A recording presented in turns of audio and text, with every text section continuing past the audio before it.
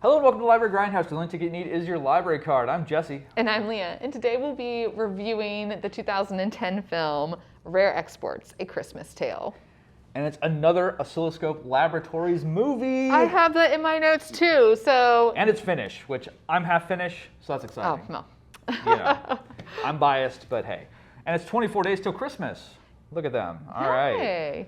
And so basically I'm not entirely sure what's going on at first. It's like we're in some office of some kind, like it seems like some maps around and stuff, and there's like ice core sample, and we find out that they found 65 feet of sawdust 1,000 feet below the surface. And then we find out that basically this mountain that they're drilling into is a giant ice box, and they're told to drill deeper. And there are new safety rules, including no cursing and washing behind your ears, which I'm just like, this is getting interesting. Yes, right off the bat, I was immediately wanting to know more. And they did mention that the sawdust, it keeps the ice from melting. Right, yeah, that's how they used to do it was, put sawdust and ice, Yeah, insulation. I didn't know that because I was like, why are you drilling? Then you find sawdust? Like what? And I immediately, knowing that it's A Christmas Tale, as that's in the title, I was thinking like, oh, that's because the little elves are down there, like, making their rocking chairs, and they just put the sawdust everywhere. Like, I thought it was like, they're carving toys. Yeah, I thought it was sawdust from carving toys. Yes. I'm thinking like, Rudolph, like. Well, I wasn't thinking that. He wants to be a dentist instead. I was thinking that it was like their workshop had been purposely buried or something like that. Yeah. And so that there was all sawdust from like all the toys had been building. And that they were trapped, because I got the idea they were going to let something out. Yes. And so that's where I was like, maybe it's the workshop that's been like they closed it off. Yeah. And that they've still been at work this whole time. And it starts off like even the guy's like, there's a reason why I believed. Or he says something like, always believe. And I was like, oh, okay. Like thinking this was going to be. You always want to find Santa's workshop or something. Yeah. Thinking this was kind of going to be like a light, flu-flu, like. Well, I knew it wasn't going to be that, but. I thought maybe that it was going to be like I knew it was going to be careful what you wish for sort of thing. Yes. And that you think you're finding this cool workshop and it's actually like stuff of nightmares. Yeah. Like, yes, they're making toys, but at what price? Or something like that. Like, yeah. Yeah. So the couple of kids are watching these guys do their work. And one is, I believe, from the movie Big Game with Samuel L. Jackson, which I played that trailer for you just a little bit ago, and that was super cool to see him. He's got a very distinctive face, a cool look for movies. Absolutely. And their boss says that this mountain's a giant burial mound built by the Sami people of Finland, basically native folks in Finland, and thought that was pretty cool. Mm-hmm. And they set out to rob this grave by Christmas. I'm like, wow, okay. I'm like, he's so focused on them not being naughty, and I'm like, that's a naughty thing to say. I was about ready to say. I was like, you don't want to be naughty, no cursing, no washing behind your ears, but yeah, let's go steal Santa Claus. Like. Yeah, that's really weird. I didn't understand that. No smoking, no whatever. I'm like, so you want to be good, but you're going to steal. Yeah. That's kind of weird. You want to know what else is buried deep in the ground? Coal, Mr. American man. Coal. Nice. So as the credits roll, one of the kids reads a ton about Santa. I mean, copious reading montage, which... Yes. He just should have been in a library. I know. It's fun to see a Finnish library, you know what I'm saying? I know. But somehow he has all these books in his bedroom, I guess. And these are books that, like, where would you even, These look like rare book collection. Yeah. Like you'd have to wear white gloves to touch this stuff at a library. Where is this kid even getting these books? True, because they are in the middle of nowhere. Yeah, and I'm just like, okay, all right. But, he's very studious. He is, once he, likes something, he definitely delves into it. Like, this kid does not just skim the surface. He is... Dedicated. Yes, Dedicated. Absolutely. Which I appreciate that. I appreciate a reader. Absolutely. So some of these Santas don't look so nice, boiling kids in a cauldron, etc. And so they're literally blowing up the top of this mountain, which I'm like, nice. A nice distant shot, explosion. I'm like, oh, that's easy enough to do in post. I like it. And it's one day before Christmas. A man is shaving spears in a pit, and he hangs a severed pig head over it, which I'm just like, what are you trying to trap in here? When I was watching the trailer, they have this shot kind of in the middle of the trailer where you think it's like, oh, they're hunting Santa Claus. Like, that's what I thought. Or like they dug it to trap him or something. But it happened right away, and I was just like, what's his dad? Like, what do they do? I did not know what's going on I didn't know what was happening. Yeah, so the kid... Pietri, anyway, is a young researcher, and he basically taped shut the 24th on the Advent calendar, which I thought that was pretty great. That was a cool little thing. And there are footprints on the roof, which is kind of weird. And his dad unplugged the Christmas lights. So you can tell this kid, after reading all these books, he's a little paranoid. He is horrified. He saw footprints outside of his window. Right. He's mad at his dad for unplugging the Christmas lights because he wants there to be light out so that he can see what's going on the outside of the window. He falls asleep looking at the window. He set up this little alarm thing with his little pet, which I absolutely love. He carries around this little stuffed animal with a belt, so it looks like a leash everywhere he goes. But we Pure get the idea, innocent. his friend who he was with at the beginning, and you get the idea that it's a pretty big age difference. Absolutely. He's probably the closest kid in age, one of the closest kids in age to him, but Yeah. this kid's still 5 or so years old. Yeah, Yuso is very yeah. Like he's 13 and this kid is 8 or something like But that. I feel like Pietri, or I'm sorry if I'm Pietri. Pietri.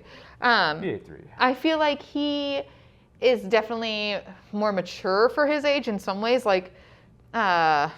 intellectually more mature. Really, the idea his mom's dead, so I feel like he's missing something, and so yeah, he does kind of have that. He's mature, but then he also has a stuffed animal. Yeah, he has some of that innocence. He's working still. through some stuff. I get the idea he's working through some stuff. And the kid needs to put on some pants. I don't care what you're working through. Kid needs to put on some pants. It's snowy outside. It's Finland. I get your Finnish. I get that you can handle it. They're tough. They can. Well, and even his dad when they are outside, his dad doesn't wear a coat throughout this entire movie. It is Finland. It's not. True. Yeah. So Finnish winter is nothing to be joking about. And if you live there, it's it's nothing. Yeah, it's nothing. Yeah. So I get it. So the dad's butchering something. I thought it was a pig, but I guess it think must have been a reindeer. It looked like a boar though, because he had a pig head on the hook. On the hook, which so yeah, because I was just so I figured it was a pig.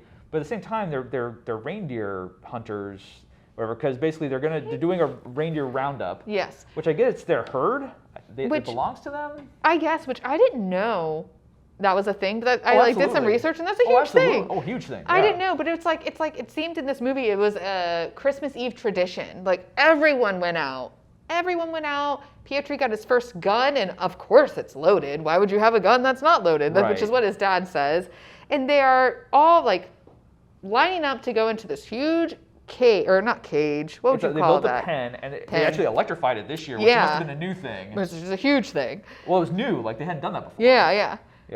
To keep out wolves, because basically the explosions on the mountain, there's been a lot of wolves prowling, and so that's what the trap was about, because they're trying to keep wolves away from their house or from what they've killed, and then also keep them away from the reindeer herds. And so that's why they wanted to electrify the fence, not to keep the reindeer in, but to keep the wolves out. Yeah. Which makes sense, because I was wondering, I was like, it's so high. What are they doing? Right. So that makes sense. That does make sense. Yeah, so only 2 scrawny reindeer show up, so they investigate, and then they do a jaws rack focus on Pietri's dad as they see all the dead reindeer, which I'm just like, oh my gosh, they're rack, but then they're moving the camera, so it's like, no, you're ruining it. You got to be able to see the mountain pull. You got to see that focus pull. And they move the camera and ruin it. I'm like, no, it looked cool. And then you move the camera. What were you doing? I don't know. It really bummed me out. But I was like, yes, the jaws rack focus. Way to go, man. Or actually, it's technically the vertigo rack focus, but Steven Spielberg used it iconically in jaws. Anyway, so they see tons of dead reindeer, 289 or something like that. It looked like the pelts were just empty on the ground too, which that was pretty wild. Yeah, that was pretty cool. And then we realized that it equals $85,000 plus 22% VAT, which I don't know what VAT. That's the tax they charge or something. It's like a tax surcharge kind of thing. Because one of the guys he's always adding stickler it. For the VAT. Well, but that's one of the things where you got to pay your taxes. That's otherwise true, you're and messed that's up. a high tax rate. 22% is high. That is outrageous. He said 22% VAT. Yeah. So. The free college, free whatever is not going to pay for no, itself. No. I know that, but when you think about 85,000 plus an extra 22% of that 85,000, that's thousands of dollars. So that's why I was like, okay, I understand why he's putting, you know what I mean? But I didn't know what VAT was. So I just remember whenever you buy stuff in Europe or from a European company or there they talk about or a company that's based in Europe, whatever, I see the VAT all the time. So I assume it's like a tax they excise. I'm not entirely sure how it works. I didn't research that for this, but I did find it funny that they're talking about the taxation on their money. So that was pretty fun. So at least they're thinking about that. Absolutely. I appreciate that. They're planning ahead. And then Pietri lifts up one of the reindeers and he sees a bloody footprint. Which in the very beginning, you hear Pietri talk about how Santa is barefooted. True. So I feel like he's like, bloody footprint. I know who did this. It's Santa. Well, he does say, you must have been hungry or something That's like true. that. Yes, Yeah. yes. And so then they cross the border, which I'm like, is this a Russian border? Like, the Sami, can they travel back and forth? Like, how does that work? I think so, because in my notes I even have like, so this is in Russia, and I was like, but I thought this was Finnish. Like, so, and I know that they're borders and they have a feud with each other, don't they? Russia and Finland. Russia, I mean, yeah, they had a civil war over Yeah. it. Like but like to this day, they still don't. I mean, they're not like, it's not like a Cold War situation or a No. hot war situation, but it's one of those things where they have history. Yes, yes. So I mean, the Molotov cocktail was invented to fend off Russian tanks. It was a Finnish anti-tank weapon. I did not know that. Yes, you have the Finns to thank for the Molotov cocktail. You're welcome. You're just learning on your heritage, Jesse. You're like, I gotta know this stuff.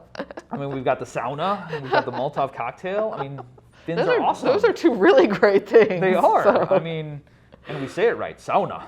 Anyway, so yeah, so I don't know what this border thing is. Like, I thought it was just the property line is what they were talking about. Like, this is where, like, you'll be shot on site because this company has purchased this land. That's what I thought, and that's too. Because I don't think it was a Russian border thing. I think it was more along the lines of, I mean, obviously Russia's there by Finland. I thought that the mountain is in Russia. I thought they stated that. I thought that mountain is in Russia, but it's boarded off because of the American drilling site. I mean, really, Putin would never allow Americans to drill into Russia. Not going to let you drill into Russian mountain. True. Like, are you kidding me with that? That's like, true. I mean, yeah, that's not happening. No, that's not happening. Yeah, so they go to talk to people on the mountain. No one seems to be there, but there is a massive pit, and we get the old flare down the bottomless hole, which never fails to get old. It's always fun to see that. Now the kid staples the 24th closed on the calendar, which I just love the escalation. I'm just like, this is not happening. And he's also armored up and ready to go with his hockey pads, his hockey helmet. I mean, it wouldn't be Finland without it. I love him talking to his friend too, and how he goes, the Coca-Cola Santa is a hoax. The Coca-Cola Santa is not a real thing, but I love how that's what he goes to. Right. Because here in America, we just have Santa. That's how we got our Santa. Coca-Cola invented our modern interpretation of Santa Claus. But most people don't even really think about that because it's so ingrained in our history. So it's fun to look at another culture, or you know what I mean, and how they portray what we believe, and it's the Coca-Cola Santa. Oh, absolutely, yeah. So that was kind of a nice yeah, learning moment. The more you know. Right. So then he asks his dad, like, what would you want him to disappear? Like, would you want, he's like, what would you do if I disappeared? Or would it be better? Like, it was just like, whoa, this got He said, dark. what if I didn't exist? Yeah, I didn't exist. Or and then he said, what if because his dad was like, what? And he said, what if I disappeared? And that's when you see the dad crying. We'll start to, he's holding back, I mean,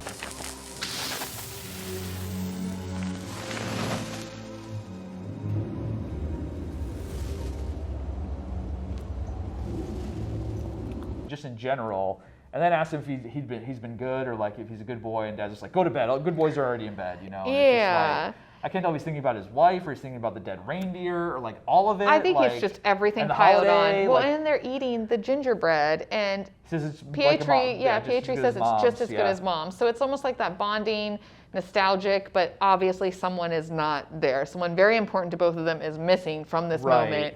So I can see where it'd be heartfelt, especially as a dad dealing with like a little boy who is coming of age, and he's also kind of hard on the kid and stuff. Just go get dressed, do whatever. He's very brusque with him, but you can tell that he loves his son. Well, and he's probably worried about money too. I mean, it's Christmas, you know what I mean, he puts that and thing his of reindeer. Meat in the oven, and I'm just like, is that like the last of the meat from the previous season? Like, and now these other reindeer aren't coming in. This is the last. I got the idea that this is the last of the meat. Yeah, you kind of had that feeling that, and like, when I didn't see them eating it, I'm just like, what? Did you guys eat it earlier? Like, well, that's when. Are you hungry? Here's gingerbread. He was cooking it overnight. Oh, that's right. I forgot you're doing the overnight. He's doing the overnight Christmas cook. Yeah, the Christmas roast. Because I was like, I just get that idea when he slides that. I had that melancholy feeling of like, this is it. This is the last of our meat. Like, this is it. Yeah. Because we were counting on that big reindeer kill. That's true. To like have our stocks like we're gonna sell, and then we were gonna keep some for ourselves, and that was gonna feed us like the rest of the year, kind of thing. And I got the idea that's it. That was the last of it. But yeah, no, he was putting it in there for the Christmas. Okay. Yeah, got it. Because the next day, which ends up being. But the dad's holding together pretty well, given the mom's likely dead and all the reindeer are dead and everything sucks, and he kind of holds them together pretty well. So the boy falls asleep with keys. What are those keys for?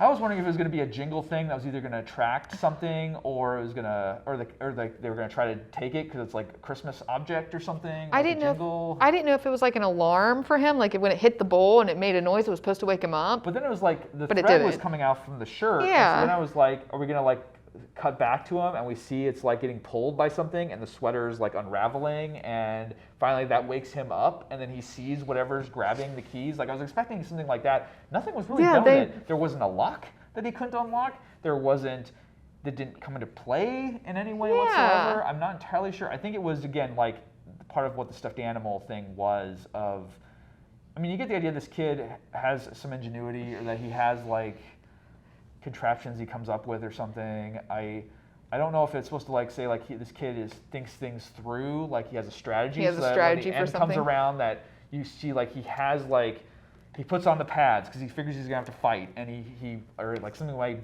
bite him or whatever. He's read about all this stuff, or he might have to fight and he wants to be protected, and then also like he wants to be alerted, so he's got this thing that, I mean, it's metal on metal. Yeah, so where if something does show up, it should rattle the keys. It should make, Yeah. Because I'm not sure why it was like unraveling his sweater. I don't like, know. Because it is Christmas. Help. It's Christmas Eve, so like he's prepared for. He's preparing that Santa's going to come visit. Yeah. And then we wake up and it's Christmas Day. Yeah. So then the American dude who hired these drillers is on the phone asking if the cargo's ready. So even though he's so excited, he's so jazzed for this, he's funding this whole thing. He's not there, and he's wondering if the cargo's ready. And they're like, the cargo still has a pulse. And then we see like her screaming and like construction helmets rolling across the ground. It's because the guy starts cursing, and that was on the list of things not to do. Yeah, he curses because he's like, remember, don't curse. And then he was just like, blah, blah, blah, blah. And so then. That's what happened. Yeah. Oh, gosh. Oh, see, they didn't do the Gremlins thing where they didn't reiterate the rules enough. They expected me to be smart enough. See, I'm an American, Finland. Okay, I need to like constantly be hammered home. Like, do not feed after midnight. Do not get them wet. You have to say it at least 10 times. The whole list, everywhere. Otherwise, I will miss subtleties like that. I think the American did mention something. And then when he cursed, he was like, "Don't do that," and then he cursed again or something. Oh. And then so he was on the naughty list.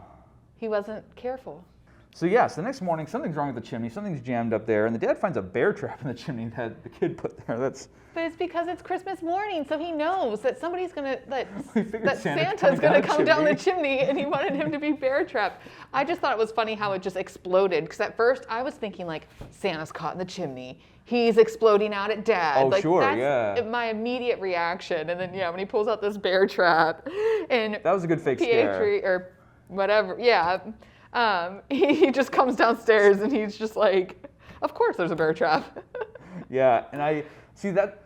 Forget cats, okay? Forget Claude like in Black Christmas. More bear traps as the jump scare. That is true. That was pretty good. Need to go with that. More of that. What's this bear trap doing in the sorority house? There you go. Oh man. So then the pig head's gone. So something's in the pit. And we're not sure what the dad saw in the pit at first. The dad won't let the son look. Yeah. So we're just like, what happened? We see a hand. So like the dad. We saw a hand? I wasn't sure what that was. Yeah, it looked like a human hand. So the dad sees a hand, and so he knows that there's a person down in there. Gotcha. And he meant for it to be a wolf, obviously, because it was supposed to be a wolf pit to keep the wolves away from the reindeer. So a human fell into this pit. He thinks he's dead because there's obviously a ton of sharp spikes down in there. Right. So he's telling his son, like, go away, don't look. And of course, Pietri is extremely curious, and he wants to know because he knows in his mind who was trapped in that pit. Oh, sure. Yeah, and the person had a passport. Then I'm like, well, that's not Santa. Or is it because Santa's got a passport for every country? But why does Santa need passports? Yeah, well, at first I was just like, okay, so this isn't Santa. This was just some guy, and we were like led to believe. Or like one of the drillers wandered off or escaped the carnage or something, and so then a real person got killed. Oh my gosh! And then they're gonna butcher him. Yeah. Because like the friend who plays Santa comes over, and he's like, "You're gonna help me with this? Like, what can we do?" And then the guy looks at the butcher equipment, and it's just like, what? And he's like, "Nobody's gonna know. Who's gonna know? Nobody's gonna know. They'll never know." Yeah. Because you know what I mean? This guy's not from here. He has a passport. We'll say he was lost in the woods. I mean, they don't actually say that, but in their mind, they're like, we're just going to butcher him up into small pieces bury him or something and call it a day. Exactly. But I thought it was really cool how like his arm was out and they were about ready to saw it and it just jerks away. So he's still alive. Dun dun dun. How? Even though he's like gorged to death? Right, I know. And then Pietri finds a weird, creepy doll in the pit. And I love how it was in a sack. So like, I think it's right after this you find out, like as they're going on, right, that all of the potatoes have been. That's later. Okay. But yeah, the guy's still alive and he's sniffing. Yes. Because Pietri's at the window and he smells children. And I thought that was the creepiest thing in the I know, world. right? Because like his nose is moving. Like, I mean. Because I wondered why he was smelling. He's like, what does he smell? And then it cuts to Pietri at the window and it's like, he smells children. I know. Oh my I gosh. was like, oh, that's so weird. It's wild.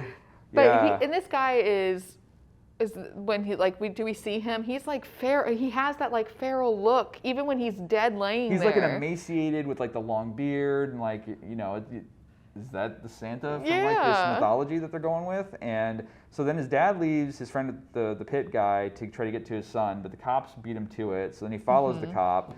That's where they come across the barn with just potatoes lying everywhere. No sacks because all the sacks were stolen. Which I thought that was such a nice little touch that they did because they're like, my barn was broken into, but is it really a crime when all of the produce is still there and just the sacks are missing? Like, and then I didn't know what to make of like all the radiators have been stolen and his wife's hairdryer. Yeah. And I was just like, well, that's really what I'm like. Is that because they didn't have a fireplace and so they're angry that they stole the radiators because Santa can't come through the radiator? I don't know. And I thought it was so funny how the guy was like, nobody wants your wife's old crusty hair dryer. And he was just like, it's top of the line. Like it was top of the line hair dryer. That's pretty It was great. How much for VAT though did you pay for that? How much VAT? So the cop acts suspiciously about the kid's dad. It was kind of weird, like kind of like a red herring of just like suspecting him for something when the cop has no reason to suspect him for anything. But it's for us. It's for our benefit to be like, oh no, he's in trouble. I guess maybe he was like poking his head in, telling his son not to talk to the police. So maybe that would have been a red flag or something. Maybe. But I don't seems see. on edge. Yeah. But I mean, it's a small town, so you can tell when someone's acting differently than they normally would, I guess. Yeah. Or not even a small town. Like it's a small, just like rural community. area, rural community. And then the kid goes to find his friend who's been replaced with a creepy doll like he found in the pit. It was just like, oh man. I'm like, did they turn like? But they look like the kid could have been like transformed into that doll. So I was wondering like, have they been transformed into like this weird toy? Like, is that the version of like? It reminded me of Ernest Scared Stupid, like when they turn them into like the wood dolls to put in the tree. I've seen Ernest Scared Stupid one time, Leah. No, it's wonderful. In 1993. One of my favorite movies when I was younger. I'm never going back. Well, you should. I just remember I was kind of excited for it. I'd loved Ernest. It's and great. Then, no. We're just going to have to agree to disagree. I mean, it's on Hoopla, but...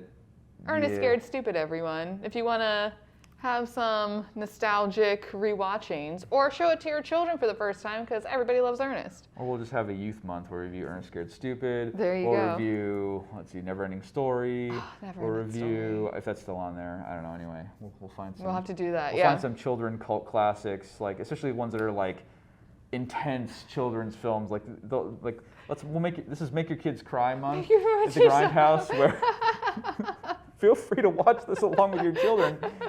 And prepare for them to be in tears and to have nightmares. Bring a blanket to throw over their heads. All these youth movies where it's like, man, they just don't make them like this anymore. You know what I'm saying? Anyway, so then Yuso's dad speaks English, and so the dad wants him to basically be an interpreter because they're going to go...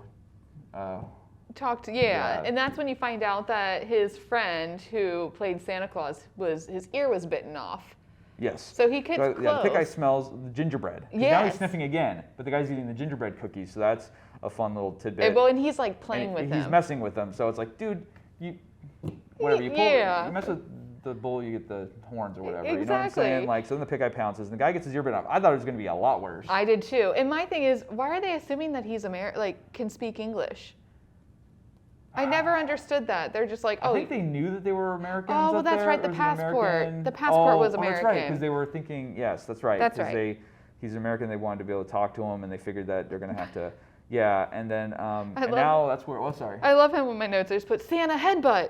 Oh. Like, I think I was making a note, and so I only saw the flash out of the corner of my eye. I didn't have time to go back. That's what I thought he did. I was just like, oh, Santa headbutt. Oh. Yeah, I was like, with the when those construction helmets were rolling, I'm like, oh no, this guy's toast. Like, they're going to find him like in pieces or something. But he doesn't curse. He doesn't do anything. He's just messing with him. Though. Yeah, he's just messing with him. Well, maybe that's just, only an ear bite's worth of naughtiness. I don't know. I feel like not sharing gingerbread is somewhere on that list, given the love of gingerbread. We'll find out later. Anyway, kids all seem to be missing. So Pietri's calling all his friends. He's crossing them off the list as he finds that they're home. And then I see Elsa on there. Not Elsa! I know, right? Not Elsa! Oh my gosh. I thought that was a really nice touch too. Like, he's crossing off the list. He's checking it twice. I don't think he's calling the parents twice. I think he is calling them only the once. But I get it. No, but you know what I mean. I was like, oh. Yeah. And the kid arrives at the barn to confess to his dad. And that's when you see them, like, literally the old man Santa, the old man who was trapped, is like feral and in the corner. Crouched, yeah. And he, like, you can tell, like, something is weird. And then they start beating him with, like, sticks. Like, they're trying to prod him back and, like, trying to get him to talk, and they're not. So I wouldn't say beating them, but they're, like, whapping him with some sticks. And I'm just like, whoa. Why are you doing this to feral old man Santa? I mean, they think he's just a creepy old American. That's true, and he did bite someone's ear off. Yeah, but I think that, I mean, you bite the ear off, I mean, they're going to be pretty frustrated. But the childhood, like, fan in me, I'm just like, what? Stop doing that to Santa. What are you doing? Yeah, and the kid really woke him up, I guess. They're able to tie him up somehow. Like, somehow he lets them tie him up. And they put the Santa suit on him, and they're going to sell him to the Americans to cover their debt. I like that they're not going to sell him for more. Like one of the friends is just like, $1 million. No, $85,000 plus 22% VAT. It's like they're somewhat ethical on that. So technically not naughty. I mean, they're not asking for any more than what they actually need. That's true. So I kind of appreciate that.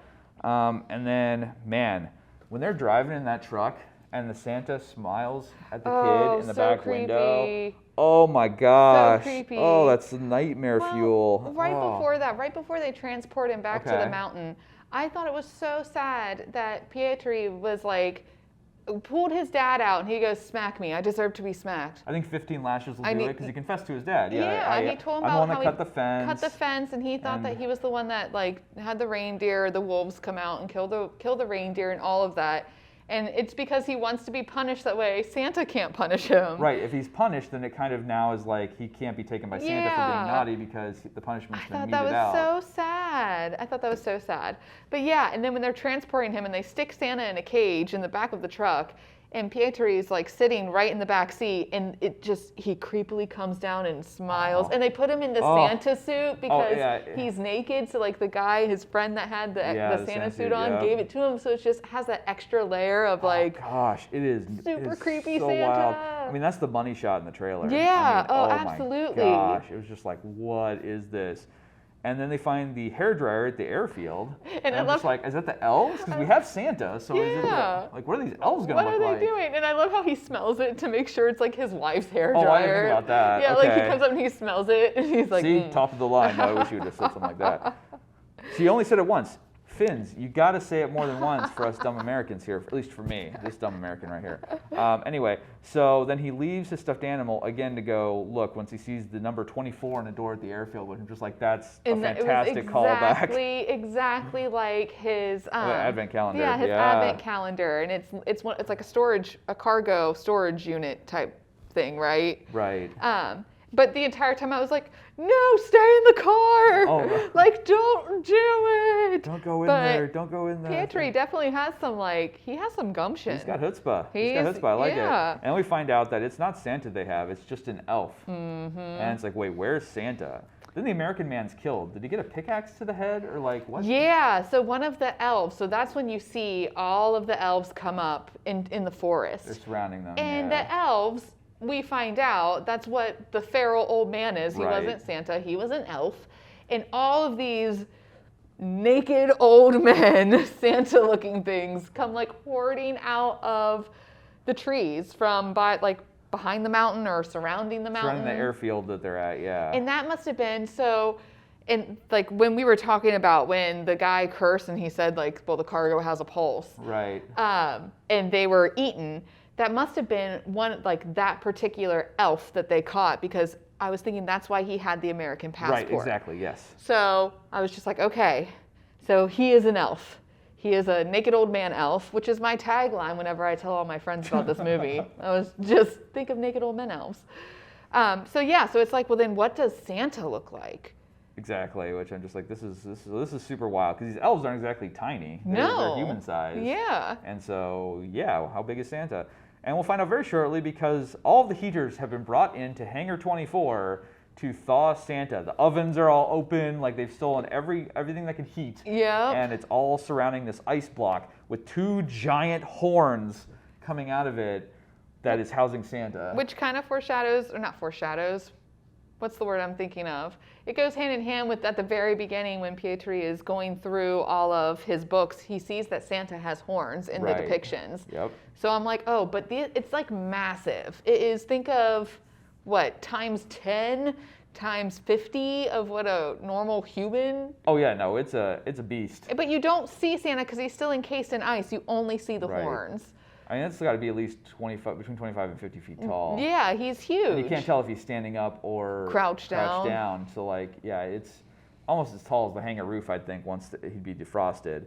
All the kids are around in front in sacks. Tied up in sacks. Yeah, and the son finds some explosives, so now it's time to blow up Santa. Yep, so that is their plan. They've decided that they're just going to completely get rid of Santa. Pietri's plan. Yeah, like, Pietri's plan. He rocks it out. He comes up with the plan. But I thought it was really weird that they cut off, so once they're sticking the dynamite in, Pietri comes up with an idea to stick all of these kids into a net for the helicopter to come and get them. And the American guy comes in a chopper. His pilots are all killed, but one of the guys, he was going to pilot a chopper to help with that reindeer herding that happened earlier, or didn't happen earlier because all the reindeer had been killed. And so that's how he knows how to pilot this chopper. So they're going to airlift the kids out of the warehouse, because he looks up and sees there's a big old hole in the roof of the hangar. For some reason, I don't know why. Yeah, I don't know why either. And maybe they were going to... maybe they removed... Maybe they were going to do ice block Santa, like an airlift. Yeah. To send out. And so basically, to get to the helicopter, the guy uses gingerbread cookies to distract the elves, which I thought was great, because they basically drop the pickaxe, grab the cookies, and I'm just like, oh, they're little simple creatures in a way. They see gingerbread, they have to eat it. They're just doing what they're told. Yeah, and so basically the elves follow the helicopter, because the helicopter's got all the children. And Pietri's hanging off the cargo net. He is, I mean, like we said, gumption. This kid is like, he fully stepped into his role. This is total coming of age almost. Yep. Like, he's like, no, I'm not scared anymore. Well, that's the whole thing with Big Game with Sam Jackson with him, is that he's on a hunting trip to become a man, basically, to make his first kill by himself in the woods, kind of 300 style. And like, this is like, don't come back unless you have a reindeer or something. And so that's why he has the bow and arrow and all that stuff. And then he comes back with Samuel L. Jackson. So he comes I back would with say like a Secret Service guy or something like, hey, I bagged this American guy. There you go, I am now a man. Yeah, so basically the elves follow them. So the plan's to trap them in that reindeer pen that's been electrified. So that comes back. Yeah. So yeah, that's pretty cool. I love the fact that then it goes back to his dad and his friend with the truck and the sticks of dynamite. But they cut off Santa's horns, and I never understood why. Maybe is that like a reindeer thing? Like, did they cut off the reindeer horns? I think that's probably like they're cutting off the antlers. I wasn't sure if like that was going to be like maybe a source of his power, or like they're going to try to get him to chase it because he wants his horns back. Because I thought that when they hit the explosion, I'm like, well, that's not going to kill. That's not going to kill Santa. That's just going to unleash Santa. And so they were going to then have Santa go somewhere like to a lake, where he'll fall in, get trapped again, and they'll have to do the whole burying him in the mountain thing again. Apparently that's not what happened. So like before that goes on, we see Pietri hanging off. Well, it's like they flash back and forth. And they realize that the door to the pen hasn't been opened, so the elves aren't going to go in. And so Pietri has to jump off the helicopter, does the leap of faith, somehow lands on the cabling for the fence that thankfully was turned off, and then he's able to climb down, open it up, and he's going to sacrifice himself to get the elves into the pen. I don't know who's closing the door behind them, but... I don't know, but it's such a moving moment, too, when he's like, tell my dad what I did. Right. He, like, wants the friend driving the chopper to tell his dad, like, how brave he was. Sure, and how, like, But then, obviously, as soon as the elves come into the pen, not obviously, but as soon as the elves come into the pen, that's when the explosion happens from Santa. And my favorite line from this is just like they blow up Santa Claus and they say, Merry Christmas and have a happy bloody New Year.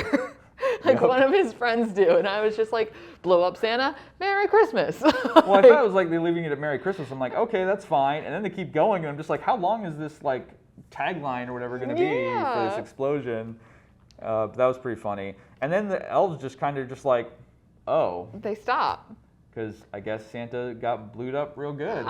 And I think that's just because they were doing what they were told, or like, I don't know if there was some like mental telepathy. It's like a hive mind thing yeah, or something. so they just stopped. So now Pietri is just standing in this pen with all of these naked old men elves who like don't know what to do with themselves. Yeah. And then it cuts. To 312 days until Christmas. And I thought that it was over. I thought that it was over. Yeah. But actually, before that, they say, like, how many Santa Clauses it is, right? Right. And they were doing the math, and they said, how much could we get for these? And they come up with, like, I wrote it down, 16,800,000 plus 22% VAT. So, yeah, and I was like, so what? They're going to pay, like, sell all these naked old men? And then I thought it was going to be over. Well, it goes 312 days to Christmas, then 76 days to Christmas, and then they have them cradling dolls, and some have dolls and a present. They're like, scrub these old men off in the showers. They scrub the old men off, yeah, that's right. Yeah, and then, and it's like his dad, Pietri's sitting with his dad on this like random slow-moving belt. As they expect each of these elves that are cradling a weird white doll, and some have a present. One's trying to unwrap the present, and like, there's nothing in there for you. Yeah. And I'm just like, what? I don't. And they like punish that one, but not punish, but like smack his hand away from the present. And then the other one's like stroking this doll lovingly and like cooing at it. And But what are you doing? Like, are they training them? I was like, oh, they're training them to be like legit Santas. Santas, yeah. But you don't want them stroking the children. Like that's not going to be good. The one that's like almost creepily stroking the child, they so all just like, smile. Oh no, that's a red flag. And then they put a Santa hat on him, like you've graduated. I guess, yeah. And so this is my 4 days till Christmas, and now we see that they put them all in crates with breathing holes, and it's a business called Rare Exports where they ship them around the world, and I take it to be Santas? I'm guessing so. The first place they go is Tasmania, right? Or I think so. But like that's Tanzania and they put a label on it, Rare Exports, and they put it into, I'm assuming a large shipping airplane. And it's almost like one of those, like, high five, we did it. I mean, human trafficking much? I know. But I mean, how's this legal? Who's sanctioning this? They look like they've been doing well. So I don't know if it's like they're providing the Santa Claus for like the malls. You know what I mean? I don't know if it's that or if they're actually doing like each place has a secret Santa and that's how he travels around the world. And we were the first ones to think of it. But they all have, like, they don't have a handler. Like, they don't. They're sending out a bunch of loose cannons that Lord knows what they're going to do to people. Like, I don't know. Like, I don't understand. I guess look for Rare Exports too. It's been 11 years. It's not happening. Hey, you never know. I don't know. I mean, yeah, I don't know. I just wish I had an idea of what's going to happen with this, because I'm just like, well, that's cool if I had an idea of like what their business plan is. I don't know, but I mean, it looks like that they're doing pretty well. Like their suits or their clothing's better. It's worked. I mean, they either got investments or they got enough money coming in for like shipping them out, but so they open a crate and find a living, breathing Santa. I don't. And they are dressed up in Santa suits, like in the crate. And it's almost like they have a folding chair in the crate, and they're just sitting there. And then they screw on the lid with holes, or the front part with holes, and they just stack them up. They're not vertical boxes. They're like horizontal boxes. Yeah, they're like sitting in the chair, and that's how they're supposed to like fly the entire way. I don't know. But it's kind of iffy ethically for me. But I'm thinking about it too much. But it was, I mean, I liked how they tied in, like, that's where Rare Exports came in. Right. That's like, roll credits. Okay. And they do, yeah. Yeah, so I don't know. This was actually one of my one of my top It's Christmas a gem. movies. It's a gem. I love it. Loved it. If you haven't seen this, it was so original. Yeah. It wasn't. I mean, I feel like the Santa elf, the one that was caught smiling down, that was probably the creepiest part of the movie. It wasn't gory. It wasn't. It had a few little jump scares, but it was like innocent fun. Yeah, it's mainly R-rated for the copious elf male nudity, I think, and that's about it. Yeah, and I mean, you do see everything, so forewarned. I mean, yeah, it's a rated R for a reason. Yeah, but it's still, it was so good. It was almost refreshing to find a Christmas movie that wasn't surrounded in like either a slasher or a weird, you know what I mean, having jingle bells everywhere playing. Like it was. Oh, right. It was nice. It was very nice. It's kind of a fun, folksy kind of experience. It's weird, and it's not terribly intense, but it's also not boring. Like it's weird. All. It's kind of a fun ride. And I will say, like most movies that have subtitles, sometimes I will get really bored. Leah. I mean, I'm not saying not bored, but just Too good to read the movie, huh, It's Leah? hard to concentrate. Yes, I am. It's hard to concentrate sometimes. So like I will say I'm one that usually puts on like a dubbed version if it is a foreign film. But then it has that sense of humor because like the lip sync doesn't match up and all of that stuff. But like I was so sucked in that I didn't even really, which I know is how you're supposed to watch a foreign film. You're supposed to get sucked in and then you don't even really realize that you're watching or reading the text or I'm just making myself look bad. I'm just gonna slowly move off screen. Let's cut to commercial. And that's what I'll put my mango. Learn Finnish so you don't have to watch it with subtitles. Do you, like Leah, struggle with watching movies with subtitles? Well, just learn the language through Mango. There you go. And then you don't have to watch the dubbed version. It's true, though. Oh. Sometimes I like to listen to portions of it if my eyes hurt, so I can avert my eyes and I still know what's going on. I can't avert my eyes when there's text. All right, well, those are our thoughts on rare exports. So here's Clucifer with the clue for our next festive pick. Clucifer here. Your clue for the next film is Garbage Day. Thanks, Clucifer. All right, so let us know in the comments what you think the next movie is going to be. For the Library Grindhouse, I'm Jesse. And I'm Leah, and I think I smell children. Or is that gingerbread? Anyway, bye.